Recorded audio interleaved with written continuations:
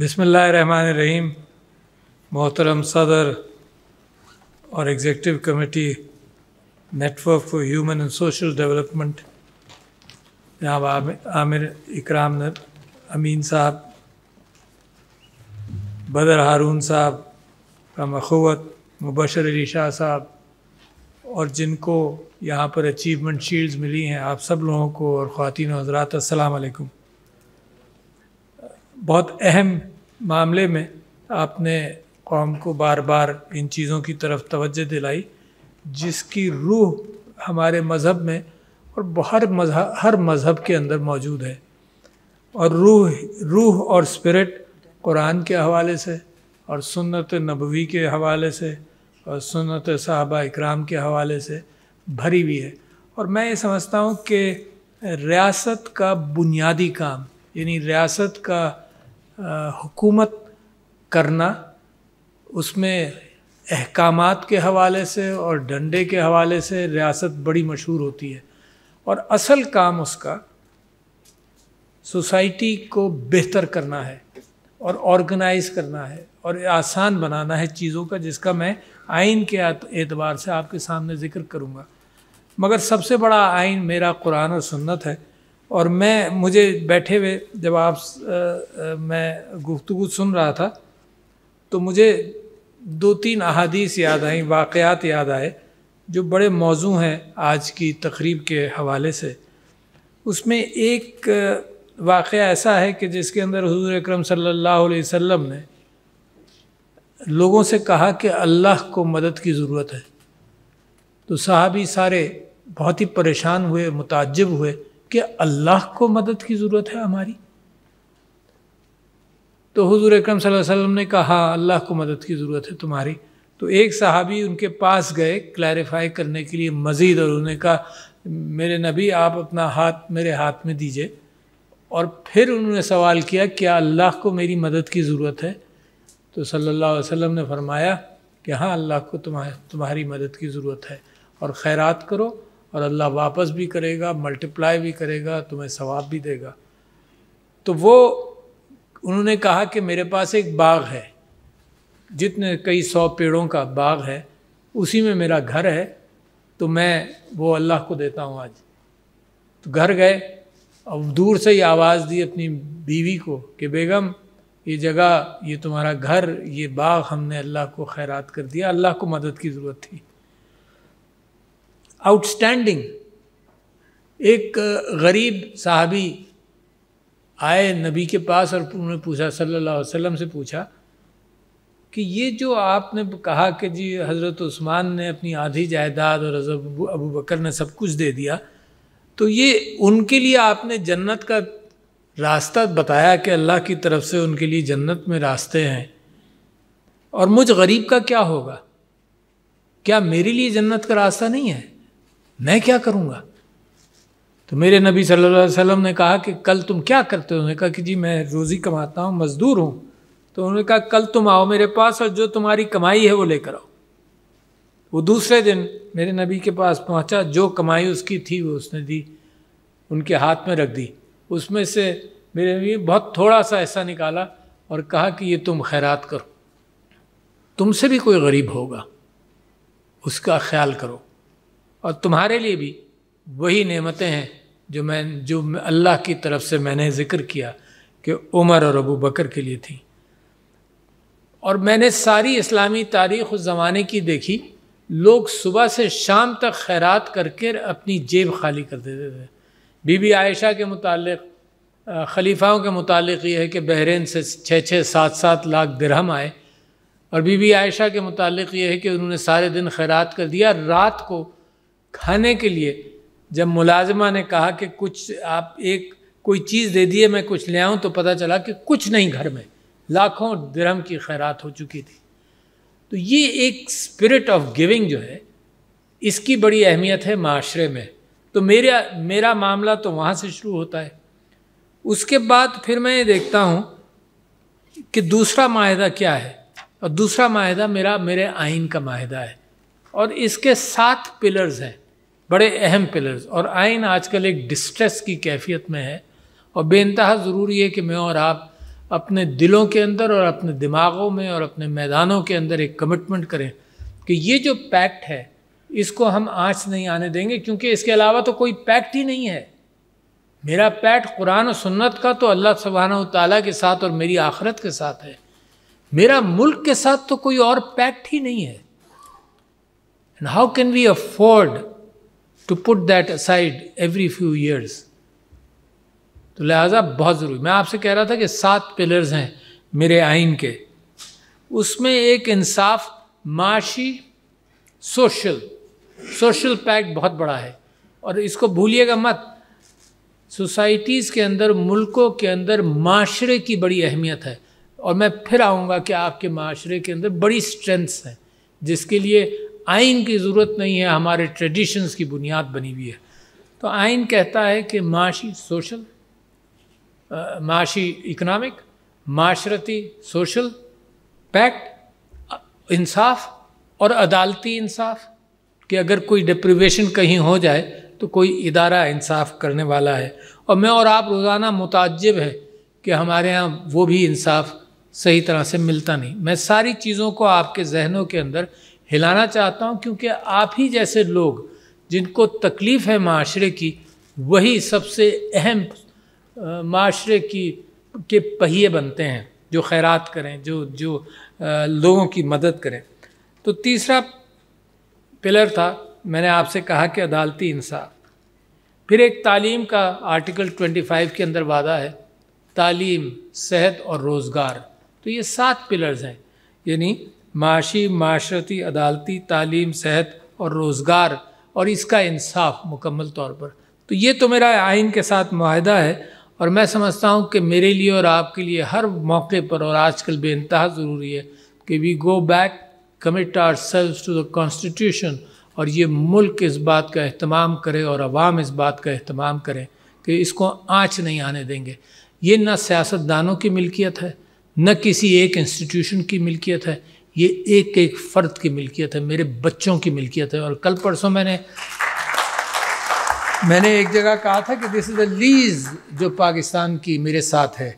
ये जैसे मेरे घर की लीज़ नहीं होती, मैं किसी के हाथ में ये लीज़ नहीं दे सकता कि वो फाड़ फूड़ कर फेंक दे। तो इसकी हिफाजत, यही वो माहिदा है जिसकी बुनियाद पर आपके अंदर वो दर्द पैदा होता है कि माशरे के मामलात को बेहतर किया जाए।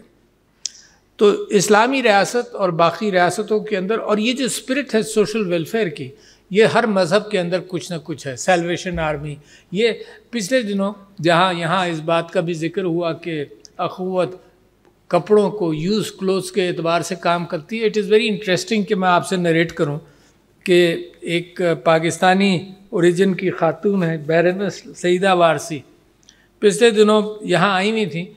तो बड़े मज़े से उन्होंने मुझे एक वाक़या सुनाया। कहने लगी, मेरी बच्चियाँ, मेरी वालदा, मैं और मेरी बच्चियाँ, मेरी वालदा जब पाकिस्तान से गईं तो बहुत एहतमाम चीज़ों का, मेहनत की, ये किया वो किया, मैं और मेरी बच्चियाँ अब नए कपड़े नहीं खरीदती। Remarkable, you see the change is happening where you could not least imagine. अच्छा, और नया डिस्क्रिप्शन उन्होंने दिया कि प्री यूज्ड क्लोथ्स नहीं, प्री लव्ड क्लोथ्स वो लेती हैं और उसको इस्तेमाल करती हैं कि मुल्क के एनवायरनमेंट के एतबार से ये भी एक महंगी चीज़ है। हमारे घरों के अंदर, हमारे माशरों के अंदर ये कैफियत थी। मेरे नबी सल्लल्लाहु अलैहि वसल्लम कपड़े रफू करते थे, अपने जूते टाँक लेते थे, ठीक कर लेते थे, रीयूज़ होता था। मुझे याद है कि मैं अपने बड़ों के कपड़े पहनता रहा, मेरे छोटे मेरे कपड़े पहनते रहे, और आजकल ये भी नहीं होता। तो जो चीज़ें हमारे कल्चर का बुनियादी हिस्सा थीं, उसके अंदर ये नहीं था कि पैसे बचने हैं, उसके अंदर ये था कि यार ये कपड़े, ये कमीज़ फेंकी क्यों जाएगी। तो लिहाजा मैं आपसे वापस इस मामले को अप्रिशिएट कराना चाहता हूँ कि ये कैफियत, मैंने ख़ुद सेकेंड हैंड क्लोथ्स ख़रीदे भी हैं और पहने भी हैं।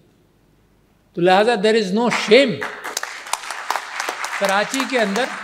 और मैं कहा कि यार ये नए बनाने के अंदर मुकाबले उसके कितना सस्ता है, there is no shame in this. तो लिहाजा ये बड़ी सोसाइटी के अंदर जब बड़े लोग भी वही चीज़ें अपना लें जो मेरे नबी सल्लल्लाहु अलैहि वसल्लम और खुलफाए राशिदीन की थी, तो उसके अंदर एक कैफियत पैदा हो जाती है एक्सेप्टेंस की। दूसरा एक कंट्रडिक्शन बड़ा अजीब सा है, ये जो हमने आपको रिकग्निशन शील्ड्स आप खुद डिज़र्व करते थे, हमने क्या दी, वो ये है कि प्रेसिडेंशियल अवार्ड्स होते हैं जो आइन कहता है, बड़ी अजीब सी बात है जिसके अंदर तरमीम की ज़रूरत है। आइन ये कहता है जो फिलैंथ्रोपिस्ट का जिक्र भी नहीं है अवार्ड्स में, और फिलैंथ्रोपी के हवाले से मुल्क कितना डिपेंडेंट है, सिर्फ अपने मुल्क के अंदर नहीं बल्कि बाहर से भी।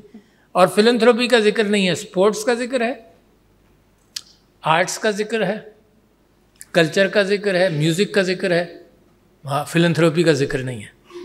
तो लिहाजा और हम देते भी हैं और हम इंसिस्ट करता हूँ, मैं तो ख़ास तौर पर इंसिस्ट करता हूँ कि जो फिलैंथ्रोपिस्ट हैं उनको अवार्ड मिलना चाहिए। तो वो एक गैर आइनी काम कर रहे हैं, लोगों को फुर्सत हो तो आइन के अंदर मस्बत तब्दीलियाँ आएँ बमुकाबले इसके कि आइन के अंदर छोटी छोटी कैफियत मज़ीद ख़राब की जाएँ। अच्छा जी, अब आपको मैं कुछ चीज़ों की तरफ इस वजह से लाना चाहता हूँ कि क्राइसिस कितना बड़ा है, और मैं और आप जिन चीज़ों के first let me appreciate all those people who got these recognitions today, and there is a good history. ये सोशल वर्क के एतबार से यानी बहुत सारे लोग फॉलोअर्स हैं बड़े जायंट्स के जिन्होंने काम किया है पाकिस्तान में। उसमें एक साहब का नाम था अख्तर हमीद ख़ान साहब, जो औरंगी पायलट प्रोजेक्ट कराची के अंदर चलाते थे, और मुझे आज तक याद है उनसे मुलाकातें होती थी, और जब हमने पार्टी बनाई तो मैं और इमरान खान साहब उनसे फिर भी मिलने गए थे। वो मेरे ख़ानदानी जानने वाले भी थे, और उनकी स्पिरिट ये थी, और उन्होंने जो बांग्लादेश बन गया वहाँ भी बड़ा काम किया। उनकी स्पिरिट ये थी कि हर काम जो आप करें उसमें लोकल ओनरशिप साथ मिलाएं। अगर आप सिर्फ एक बाहर का काम करके वहाँ छोड़कर चले जाएंगे और लोकल ओनरशिप नहीं होगी तो काम ज़ाय होता है। चाहे सड़क बनानी हो तो लोकेलिटी से मजदूरी करा लें, कोई काम, but their ownership is a must. मैंने क्या किया, जब मैंने अपना दूसरा इलेक्शन हारा, मुसलसल इलेक्शन हारता रहता था, जब दूसरा इलेक्शन हारा तो एक बल्दिया कराची के अंदर बल्दिया सोसाइटी है, वहाँ पर मैंने और मेरी बीवी ने मिलकर और कुछ मुखय्यर अफराद से मिलकर 25 या 26 हैंड पम्प्स लगाए, और लगाकर हम बड़े खुश हुए कि चलो हमने खैरात की। डेफिनेटली नॉट फॉर वोट्स, क्योंकि वैसे बहुत काम किया, मगर डेफिनेटली नॉट फॉर वोट्स। मगर जब 2-3 साल बाद वापस गया तो सब चीज़ें टूट चुकी थी, but because nobody was taking the ownership. तो जो अख्तर हमीद ख़ान साहब का, और फिर उसके बाद बड़े बड़े लोग आए, और micro finance is one area where a lot of work has been done, plus the fact कि national rural support programme, Aga Khan rural support programme, और सोसाइटी के अंदर जाकर लोगों के हालात को बेहतर करने का पार्टिसिपेटिव अंदाज से बहुत काम हो रहा है। लोग तालीम के अंदर भी बहुत काम कर रहे हैं। मगर मैं जो आपको शॉक करना चाहता हूँ वो फिगर से करना चाहता हूँ। यानी मैं आपसे जिक्र करता हूँ कि पर्सन्स विद डिसेबिलिटीज़ के मामले में मैं, समीना अलवी इसको पुश करती रहती हैं। हम पंजाब गए तो पंजाब के एक मिनिस्टर कहने लगे जी हम 30,000 बच्चों का हमने ये बनाया हुआ है और हम ख्याल करते हैं। तो मैंने उनसे पूछा आपको अंदाज़ा है नंबर्स का? तो he had no idea. So the figure in Pakistan is internationally about 14%. The figure in Pakistan on persons with disabilities about at least 10%. इसका मतलब पंजाब में जब 30,000 पर वो खुश थे तो पंजाब के अंदर इस बात का इम्कान था कि 1 करोड़ लोग कहीं ना कहीं इस एतबार से पर्सन्स विद डिसेबिलिटीज़ के खाते में आते हैं। सो मैं जो आपको शॉक करना चाहता हूँ वो एक फिगर मैंने आपको अभी ये दिया, और ये घरों में छुपे रहते हैं, लोग शर्माते हैं इनको डिक्लेयर करते हुए, लोग बताते नहीं हैं। मेरे एक दोस्त थे, उनके भाई नाबीना थे, और मेरी दोस्ती के 30 साल बाद मुझे पता चला कि उनका भाई नाबीना है, वरना कहीं जाता नहीं था, कहीं आता नहीं था। तो लिहाजा ये कॉन्शियसनेस माशरे को सेंसिटाइज करना भी ज़रूरी है। माशरा निगलेक्ट करता है, जब माशरा ले जा नहीं सकता तो ख़ानदान वाले घरों में छोड़ देते हैं। और स्कूलों के अंदर हम एडवोकेट कर रहे हैं कि स्कूलों के अंदर इनके साथ एजुकेशन हो, जो दूसरे बच्चे हैं उनके साथ इनकी भी एजुकेशन साथ हो, ताकि एक दूसरे को हैंडल करना सीखें। इसके अलावा पर्सन विद डिसेबिलिटीज़ का मैंने आपसे जिक्र किया और उनके नंबर्स का जिक्र किया, and what we are doing is fractional, so don't be satisfied. तालीम के ऊपर इतने सारे लोग काम कर रहे हैं, but let me shock you with a figure which worries me, परेशान हूं मैं आजकल ख़ास तौर पर ज़्यादा। आपने फिगर तो ये तो सुना होगा कि 2,30,00,000 बच्चे आउट ऑफ स्कूल हैं, सुना है ना? और कंपैरेटिव फिगर भी आपको दे दूं, पहले आपको मज़ीद कंपैरेटिव फिगर ये कि बांग्लादेश, जिसको हम बास्केट केस समझते थे, जो आपसे कहीं ज़्यादा फैसिलिटीज़ के एतबार से पुअर था जब 1971 में अलहदगी हुई, श्रीलंका और इंडिया 98 to 100% बच्चे स्कूल में हैं। मैंने और आपने क्या किया है इस मुल्क के साथ कि ओनली 68% बच्चे स्कूल में हैं, 32% सड़कों पर हैं, स्कूल नहीं जाते, किसी काम पर हैं, घरों में बैठे। ये आप उस जेवर के साथ कर रहे हैं जो आपका मुस्तकबिल का जेवर है, और कोई जेवर मुझे बता दिए इससे ज़्यादा वैल्यूएबल हो कंपेयर टू ह्यूमन रिसोर्स। ज़मीन के अंदर से तेल भी निकल आए, वो इतना वैल्यूएबल नहीं है जितना इंसान का दिमाग है। What a waste! Are you aware of it? Are the politicians aware of it? Look at the battle in Pakistan today. Is somebody talking about it? Look at the Ministry of Education. Are they doing it? आपके बस का भी नहीं है। 2,30,00,000 नहीं है अब। Let me tell you, UNICEF का नया फिगर 2,70,00,000 बच्चे। क्रिमिनल है। How can you afford it? ये जो यूथ बल्ज है, ये कल को यूथ बर्डन बनेगा बहुत बड़ा। I am surprised. ये फिर हायर एजुकेशन के अंदर और भी बहुत सारी खामियां हैं, मैं आपका समाखराशी नहीं करना चाहता हूं कि यहाँ इन सारी चीज़ों का, मगर क्योंकि आप बुनियादी काम करते हैं, ये चीज़ें तो आपको आपके जहन में होनी चाहिए। There is an irresponsibility of society and the governments of Pakistan. ये इररिस्पॉन्सिबिलिटी है, ये रिसोर्सेज की लिमिटेशन नहीं है। श्रीलंका कितना रिच मुल्क है, यह बांग्लादेश कितना रिच मुल्क था। Everywhere in the world except some, in Kenya कितना रिच मुल्क है, they have better figures than Pakistan. वो सिस्टम में भी नहीं आ सकते।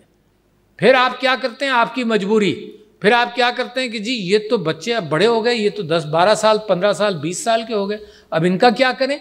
या तो रॉ मजदूरी के तौर पर इनको एक्सपोर्ट करें, which we do very very happily, कि जी जाओ मजदूरी करो, बाहर से पैसा कमा कर लाओ। तो हम उनको स्किल सेट देने के लिए स्किल डेवलपमेंट करना चाहते हैं। दैट इज़ वो what we have already neglected. उनके लिए बैंडेड के तौर पर, मरहम पट्टी के तौर पर हम स्किल सेट्स देना चाहते हैं। तो वहाँ पर वो लेवल इंक्रीज करना चाहते हैं। हायर एजुकेशन की पॉसिबिलिटीज़ और लिमिटेड हैं, but I have so much to say to you, क्योंकि हायर एजुकेशन की पाकिस्तान के अंदर 9% बच्चे जो FSC करते हैं वो हायर एजुकेशन में जाते हैं, और आपके पड़ोसी ममालिक में फ्रॉम 22 to 30% बच्चे हायर एजुकेशन में जाते हैं। हमारे यहाँ सिर्फ 9% जाते हैं। तो ये जो हॉल है ना, ये तो आपकी मिल्कियत है। इसकी खूबसूरती पिछले लोगों ने बनाई हुई थी।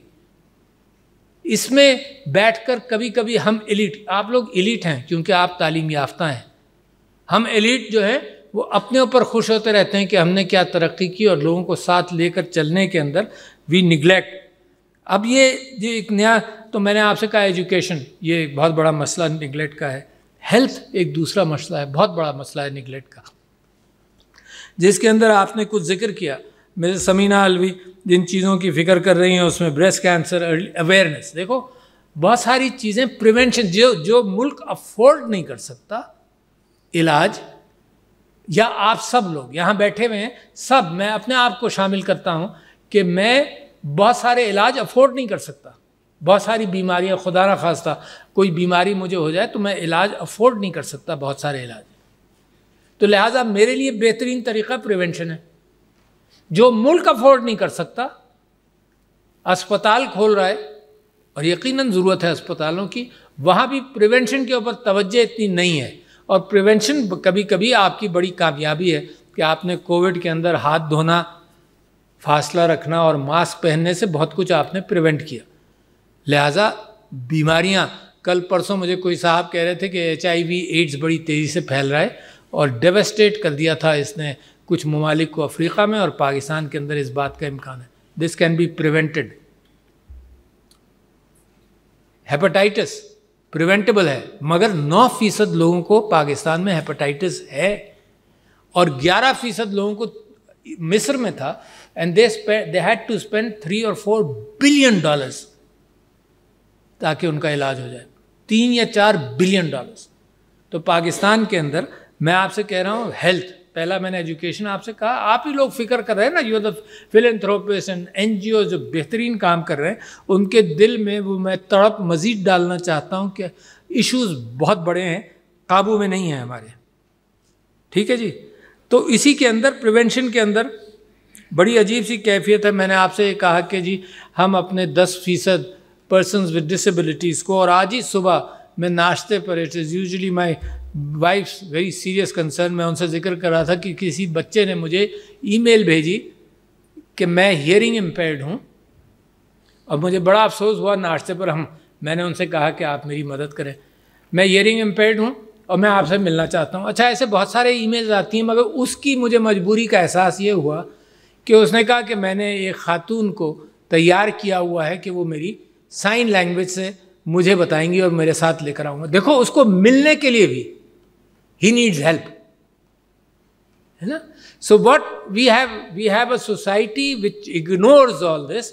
There is a time which is going to come, and I am going to talk about it with some organisations, क्योंकि फ्यूचरिस्टिक हमें होना पड़ेगा। There is a time which is going to come जिसके अंदर आप अपना इन 10 years, बट 10 years से पहले मैं अपने बच्चों का तो कुछ कर लूँ कि आप, I was talking about it only when discussing this with my wife, कि आप ईयरफोन लगाए हुए होंगे, somebody would be speaking a language and you will get a translation। ये तो ट्रांसलेशन का ज़माना आसान हो जाएगा। आपने जो फेमिलियर हैं कंप्यूटर से, आपने देख लिया गूगल ट्रांसलेट। मेरे रिश्ते के भाई जिनका इंतकाल हो गया, उन्होंने सारी ज़िंदगी एक ट्रांसलेशन के तौर पर ख़िदमत की कि ट्रांसलेशन होता था। आजकल गूगल में आप डालिए और ट्रांसलेशन आपको सेकंड्स में मिल जाता है। इसी तरह से interpretation, translation on hearing sounds, it will happen in the next 2 or 3 years, ज़्यादा नहीं। अच्छा, और साइन लैंग्वेज के एतबार से भी मैं आजकल पिछले दिनों से कुछ सोच रहा था और कुछ सीखा भी कि कौमी तराना मैं ख़ुद साइन लैंग्वेज में तो सीख लूँ, ताकि कम से कम मैं अपना कौमी तराना साइन लैंग्वेज में बच्चों के सामने और दूसरों के सामने कहूँ। मगर ये कि साइन लैंग्वेज के अंदर भी ये ज़माना आएगा कि आप a person affected with hearing disability will have the screen of the phone in front of him, and somebody would be speaking and the sign language screen will be interpreting whatever has been spoken into sign language. It's just a matter of time. So मुझे खुशी भी है कि technology जो है मेरे बहुत सारे मसाइल तेज़ी से हल कर सकती है। GPT-4 नई चीज़ आपको जो तालीम देने वाले हैं और आर्टिफिशियल इंटेलिजेंस मिलकर एजुकेशन सिस्टम को बड़ा तेज़ी से आसान करा देगी रीच के एतबार से। 2,70,00,000। What can you do out of the box, क्या कर सकते हैं? मैंने ये भी सजेस्ट किया कि जो मसाजिद हैं, वो लोग, उलमा ने कहा कि मसाजिद यूज़ कर लो भाई, क्योंकि फजर से ज़ोहर तक मसाजिद खाली हैं। तालीम के लिए मसाजिद के लिए उन्होंने वॉलंटियर किया, मगर यूज़ कौन करेगा? मगर इस वक्त टेक्नोलॉजी जो है वो आसानियाँ पैदा कर सकती है। GPT-4 and AI, I received a very good letter because I queried some gentlemen जिनकी किताब मैंने पिछले 2 साल पहले, 3 साल पहले अपनी 10 books में डाली थी, Exponential by Azim Hazar.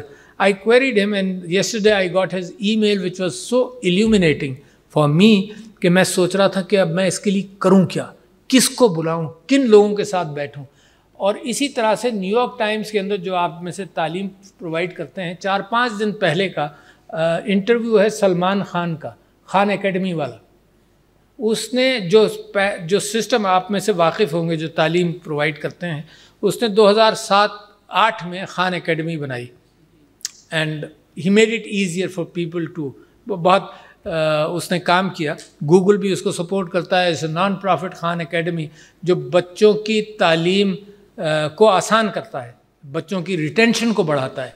उसने खान मीगो के नाम से एक नया प्रोजेक्ट शुरू किया जिसमें चैट GPT यानी GPT-4 एक्चुअली GPT 3.5 यूज़ कर रहा है वो, GPT AI मिलाकर हर बच्चे की तालीम का इंतज़ाम अलग से हो गया। कहाँ वो फंसता है? और वर्चुअल रियलिटी का मतलब इन चीज़ों को तीनों को मिला लिया तो सुकरात से गुफ्तगू कर सकता है, हिस्ट्री में किसी एक फिगर के साथ गुफ्तगू कर सकता है, जो मर्जी तलाश कर सकता है GPT 3.5 मिलाकर। और चौथे ये कि वर्चुअल रियलिटी मिलाकर दुनिया की साइंस के एतबार से हर चीज़ की तरफ जा सकता है। He can look at the Webb telescope के कैसे बना, क्या हुआ, क्या क्या चीज़ें, क्या क्या पुर्जे उसके अंदर हैं, everything with in the reach of his cellphone, everything. तो मुमकिन है हमें कोई इन्वेस्टमेंट ही नहीं करना पड़े, except the ability in Pakistan to provide every child with some kind of cell phone. यानी टू द एक्सटेंट कि अजीम अजहर साहब ने इतना लंबा मजमून भेजा, मैं इसे डाइजेस्ट कर रहा हूँ, and I am looking at a pattern and a group of people who can pick it up, कि इसको मिलाकर द सोल्यूशन। देखो टेक्नोलॉजी ने का एडवांटेज कभी कभी ये भी है कि जो लोगों ने सैकड़ों सालों में सीखा वो हमारी कौम को हम 2-4 सालों में सिखा दें। So that's the advantage which we should go towards. तो मैं CSR के हवाले से, जिन लोगों ने CSR के तौर पर कहा, तो वहाँ एक एवोल्यूशन हुआ है कंपनीज़ के अंदर। एक तो ये कि पहले वो सिर्फ प्रॉफिट्स को देखते थे और स्टेक होल्डर्स के राइट्स के एतबार से मुनाफा बनाने में जो नुकसान हो माशरे का उसकी उनको फ़िक्र नहीं थी। अब CSR ये समझा जाता है कि मुनाफा प्लस वर्कर्स की वेलबींग अपने कंपनी के अंदर, दूसरे एनवायरनमेंट का ख्याल, चौथे माशरे का ख्याल, पाँचवें मुस्तकबिल के एतबार से तुम्हारी कंपनी क्या कर रही है। तो ये चीज़ें जो हैं, इसकी वजह से इस बात का इम्कान हुआ है कि मामलात जो हैं वो बेहतरी की तरफ जाएं।